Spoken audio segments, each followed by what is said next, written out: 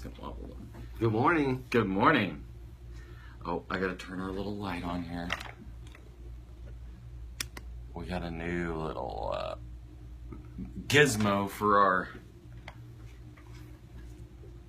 camera, and so hopefully this helps out our visibility with the stones and everything that we're going to show you. So it's like the production crew extra or something. Yeah, our production value is going up with our little yeah, I feel like it's our little ring light, the little vanity mirror thing. It kind of looks like that, doesn't it? Yeah. So anyway, I sound a little funny because I had a sore throat the last few days, so it's sound like it's kind of gravelly. But anyway, we're going to work through this, and we're going to talk about some really pretty stones. This is probably it's tied for my favorite stone for a reason. Actually, for several reasons, but one of them is that it comes in every color, and two, it's one of my birthstones. And there's more. Oh, there's lots more. There's lots to talk about with these. They can come in multiple colors in one stone. They can be phenomenal, meaning that they've got something other than just a display of color, because you can have cat's eye. Can you get a star? I think you can get a star. 4-leg star on these. Yeah. But they're just fun stones. They really are. Yeah, so they're probably, October probably has one of the prettier months, that's for sure. Yeah. And we are talking about one of October's birthstones. And if you are unaware, October actually has two primary birthstones. One is opal, which we've talked about recently. But the one that we haven't talked about recently, and we're covering today, is tourmaline. Oh, ta-da! Yay! I love tourmalines. So, in keeping with what we've been doing, we are still going to do our giveaways. So all you have to do is comment, either and it's just saying hi, or telling him you like your tie, you like his tie, or whatever. Yeah, you're wearing a tie today, unlike last week.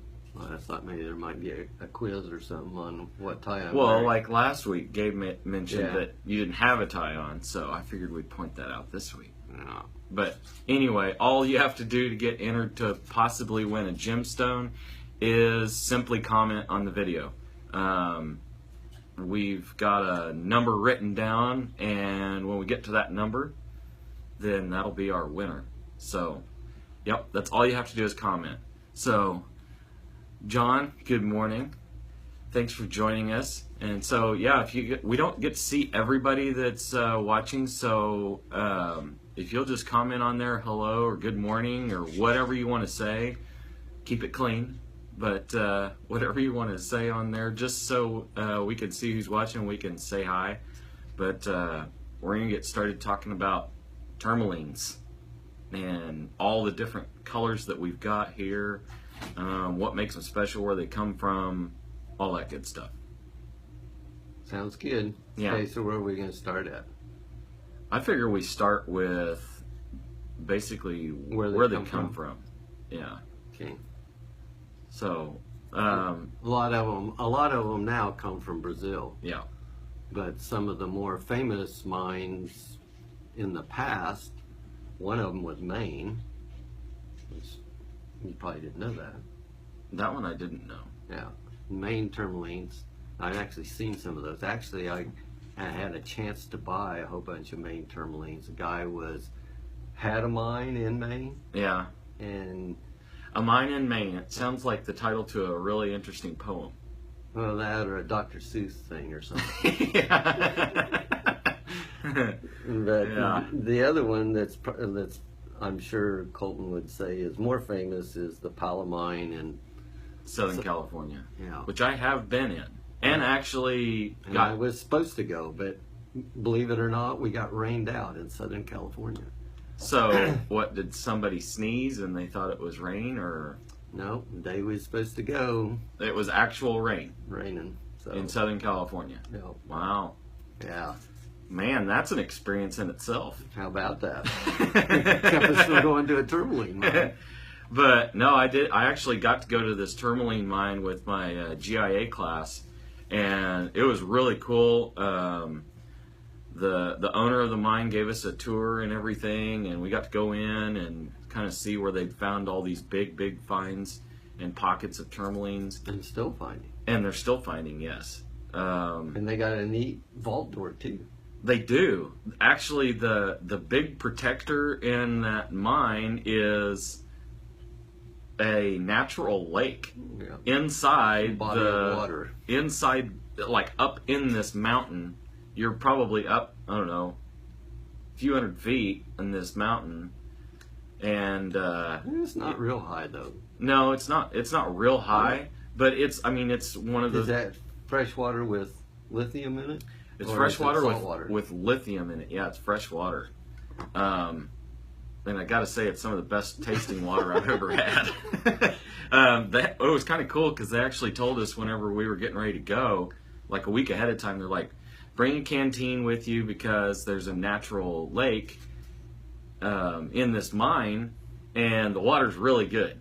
It's like the clearest, best tasting water you'll ever try. And so I'm like, okay. It's like like a mood enhancing.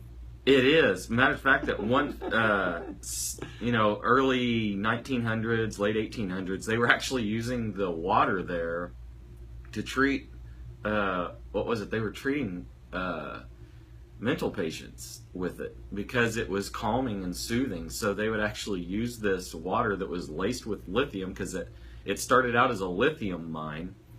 Well, and I wonder why. Yeah. and so... There's basically lithium in tourmaline. Yeah, and one of my instructors, he goes, yeah, this makes some of the best lemonade and the best tea you'll ever have, because if you can't relax with a glass of that, then you got some issues. And anyway, we go in, and where the production is coming out of this mine now is actually on the other side of this natural lake that's going through these basically caverns and stuff in this mountain. So in order to get to this active area, they actually have to scuba dive through this water to get there. But it was really cool. Like a snorkel. Does it come up that high to the roof of the cavern? Yeah, it comes all the way up. You have to like dive underneath to find an underwater passage. How much lithium is in that water? I really don't know, but well, doesn't some of it almost crystallize? Well, actually, it is. So it's almost 100%. It's not lithium that's crystallizing on the water. It's something else. Oh, I thought it was lithium. But yeah, the water actually has its own natural current in there that was kind of cool. So you could see it slowly moving, but it was so clear that when I thought that I was going to stick my little canteen in like 2 inches of water, the owner of the mine's like, nope, just plunge it in there. You're not going to reach the bottom. I'm like, okay, it looks like it's about that deep. And I got up to like here in the water, and I still wasn't touching bottom. It was weird. It kind of magnified everything underneath. But the water is so still, and it's just untouched, that there were actually crystals growing and floating on top of the water. And if you touch them, they just sink instantly. But it was really cool. But density is probably a little higher. It was. I might be able to swim in that. Maybe. But what was really cool is once we got through this mine and we got to kind of check out where some of the tourmalines were being found and some that they hadn't pulled out quite yet, we actually got to go through the tailings, or the stuff that they pulled out of the mine that still had some pieces in it. And anything we found, we got to keep. We should have bought some of that shoral that you come back with. Oh, yeah. We'll have to show that next time. I'll see if I can find it while you're talking. Yeah, I don't know where it's at. It's in a box somewhere. It's right back here, I think. Oh, okay. So anyway, we got to go through what they call the tailings, or basically it's the stuff that they're pulling out and grinding up. They've already pulled out the big pieces, and there's still crystals and stuff in there. So I actually got to find some really cool tourmaline specimen and rough crystals in there. And as long as we showed it to the owner and he got to see what was coming out, He was just kind of as excited as what we were to see the stuff. So once we kind of ran it by him, he told us, hey, keep whatever you want. So I ended up with a whole backpack literally full of crystals and just really cool rock specimens and stuff like that were coming out of that mine. But it's really famous for its pink tourmalines, which we'll show you some here in just a little bit. And it is still an active mine. The other cool thing is it's the front gate is pretty much protected by a FBI and CIA gun range. So yeah, not anybody can just walk up there and try and get in, because you're probably going to get shot. But he has an agreement with them and everything, that he just kind of radios to him and says, hey, we're going up there, don't shoot. And other than that, if somebody's up there unauthorized, then they can probably take them out. But that's beside the point. What we were really wanting to discuss, obviously, is origin of these stones. Right now, the mass production of gem quality tourmaline is coming out of Brazil. Several different states in Brazil. Some of the more famous, I guess, and it's really for its color, is the Paraíba state. Is it's got basically an electric blue-green color. Which we don't have any. And we don't, but I think I've got some pictures. There's not any production anymore, is there? I don't believe so. This stuff can get really expensive. Yeah, but we're talking bright blue. I mean, it almost looks like it's glowing. Mm. Also, if you've ever seen like apatite, they have similar colors. Here's a piece of the rough here of that Paraíba tourmaline. It's actually on the front. It's actually on the cover here. But yeah, there's another stone called apatite that has very similar color to that Paraíba, and it's a lot softer. So this Paraíba tourmaline is highly sought after because of its unique color. The true Paraíba tourmalines come from the Paraíba state in Brazil. But like I said, there's really not, I don't know of any commercial production coming out of there for those particular stones. And I think what's happened is you can only call a Paraíba tourmaline from Paraíba, even though there is a Paraíba color that comes from other places. Yeah, right. But Madagascar, basically, it still has the what's the thing that's coloring the Paraíba? The chromium content. Yeah, chromium. Yeah. So basically, it has the same. It's got the same color modifiers in it, but and it looks very similar. It looks very similar. But because it's not coming from the Paraíba state, they don't call it that. Yeah. So, good morning, Amber. Thanks for joining us.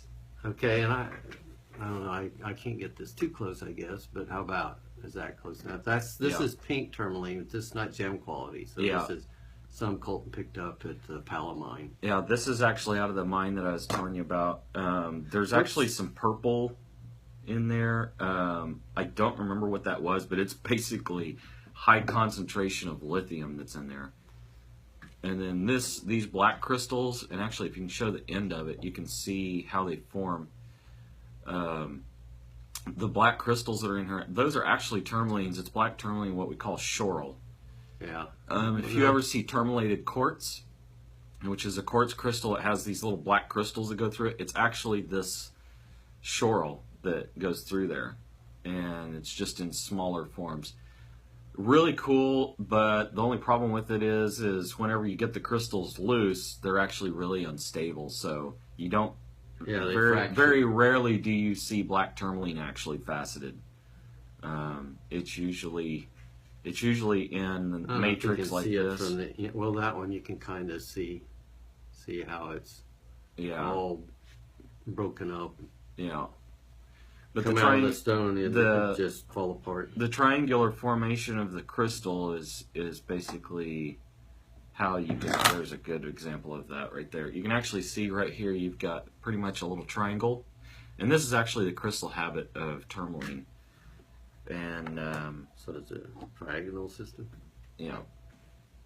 And triclinic. Which one? Trigonal system. But basically, these kind of lend themselves to obviously trillion cuts, which is why we see a lot of pink tourmalines in that shape. They do have very unique inclusions called trichites that are in tourmaline, and they only occur in tourmaline. And up until basically an accident with the Russians, everything that you saw of tourmaline was natural. And then they were actually trying to produce something else. I don't remember what it was, but they actually produced 12 synthetic or lab-grown tourmalines. And I don't know that they've been able to What, do we know what color they were? We never found out what color they were, if they ever were able to recreate that or not, but I know that there was 12 stones that were produced basically by accident. But they did produce some synthetic tourmaline. So, yeah, right now the main place that it's coming from is Brazil. They produce pretty much every color. The most common is going to be the pink tourmalines and red tourmalines. The red ones we refer to as rubellite, or you kind of think of as ruby-like, because they're a red tourmaline. And then while we're kind of talking about the red tourmaline, most red tourmaline is pretty included, unlike the rest of the tourmalines, which are normally pretty clean. Yeah. So to get, this is 8 inches. Yep, that's about where I'm at. We kind of tested this ahead of time. Yeah. This is a really nice red tourmaline. It's actually pretty clean. Yeah. It does have some eye visible inclusions in it, which those inclusions are actually those trichites I was talking about, and they've got a very unique look to them. But yeah, they are more common in the deep pinks and reds than they are the greens and blues. Or any other color. Or any other color for that matter, yeah. So, and I guess we can kind of show the varieties of, it's maybe not quite as red, getting a little bit more of the pink or rose color. Yeah, but still really pretty stone. This one's a little bit brighter pink. Is that the kite? Yeah, this is the kite shape. Yeah. Yeah, this is a really pretty shield, stone. I guess. Really unique stone. We find a lot of unique cuts in tourmaline, which is a lot of fun too. Show them the 2 rings. Yeah, this one's oval. Not that that's really unique or anything, but like that kite shape. We got the little cushion. You can show the other one there. Getting to be a little bit more brown in there. Yeah, maybe? This has got a little more of a brown modifier in this one, but still a really pretty stone. Then you get into the more unique shapes in the greens, and some of these are really elongated because we talked about the crystals are really long, so it kind of lends itself to being cut that way, and we refer to those as pencils.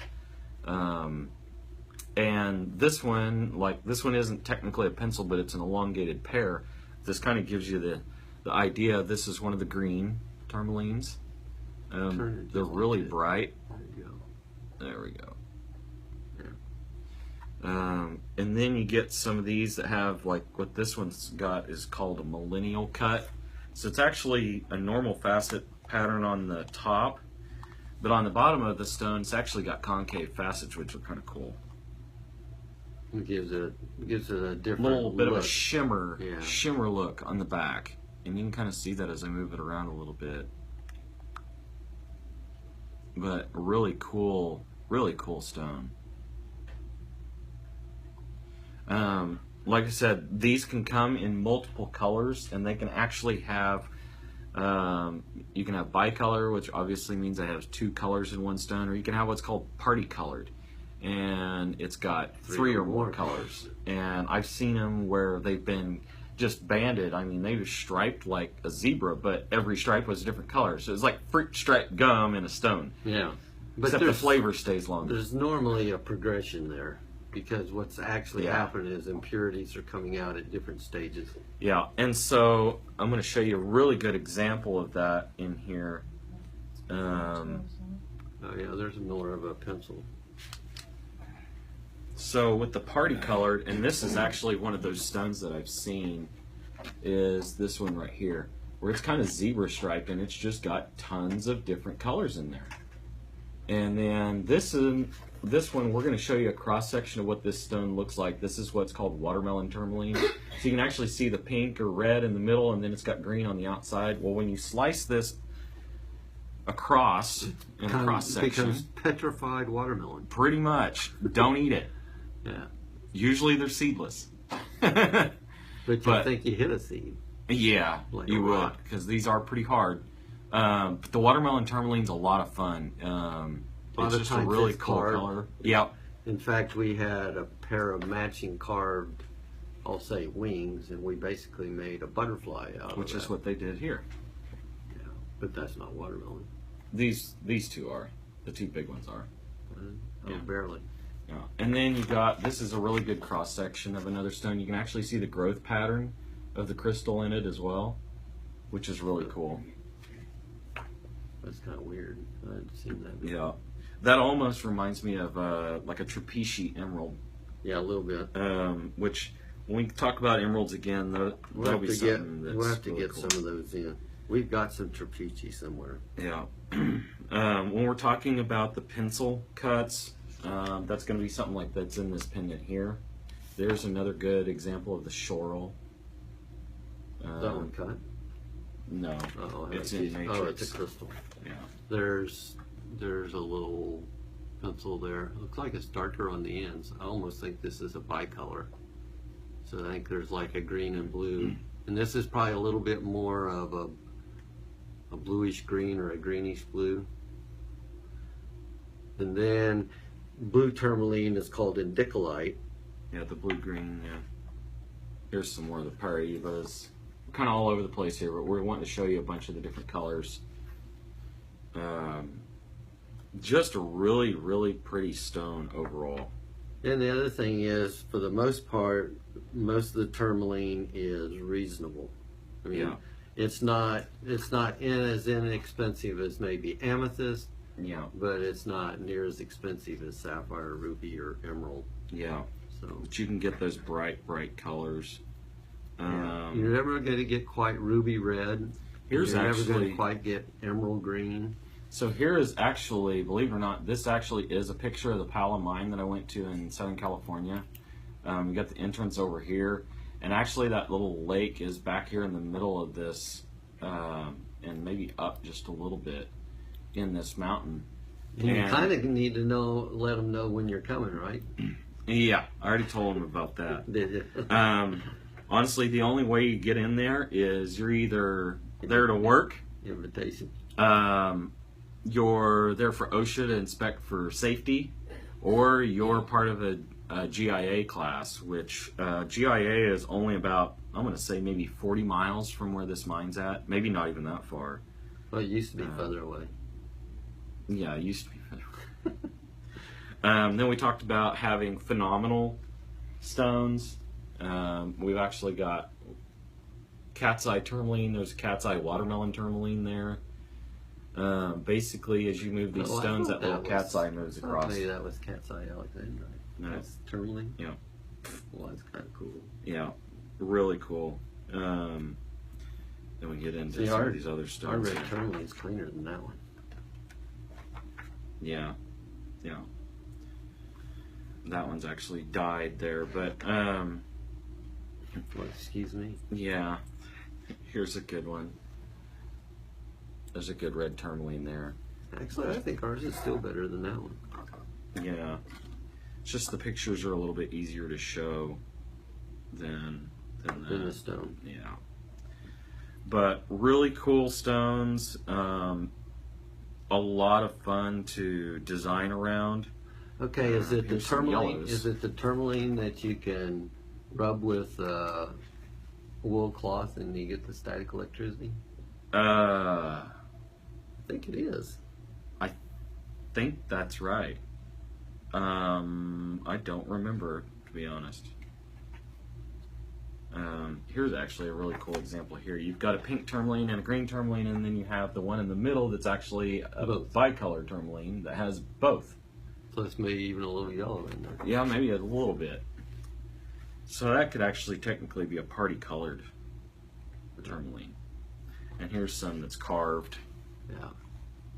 Kind of an unusual carving. You get into some that it's a little more included, you start to see the carving. That or the watermelon tourmaline, they'll carve a lot of it.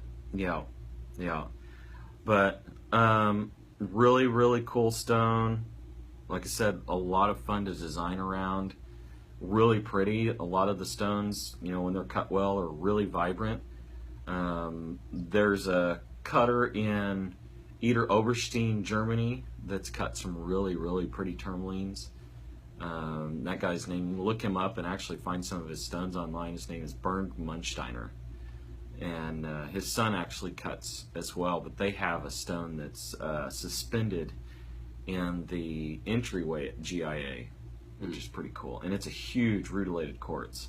I mean, it's probably, I don't know, 400 pounds. You used to get tourmaline and they turned it into a quartz? No. Oh. No. That'd be cool. Tourmaline that big. Yeah, that would be pretty cool. But anyway, we haven't got to our number of comment yet for the prize, so keep the comments rolling in. If you guys want to learn about a certain stone or a certain practice or if there's an interest out there or whatever, we're looking for suggestions for upcoming episodes. So. Yes. So if there's something about the jewelry industry that you'd like to learn about that we have not already covered, a stone or whatever, message us or comment on this video. Let us know what you would like to hear about, and we can cover it in a future episode. And yeah. I think that's about it. But if you guys have any other questions about tourmalines or you'd like to see them, come by and see us at our new location in our new store, 4226 Yep. South Alameda. We're just across the parking lot from where we were at. Yeah, so we're still in the Town and Country Shopping Center, right next to Town and Country Restaurant. But you can come in, see our awesome chandelier, quiz us about gemstones if you want, and kind of see some of these pieces that we've got on display and for purchase. So until then, we thank you guys for watching, and check out our past episodes right here on Facebook, or you can go to our website, suzannes-jewelers.com. Click on the Family Jewels tab at the top and scroll down and find your favorite episode. Check it out. Thank you guys, and we will see you next week. Bye.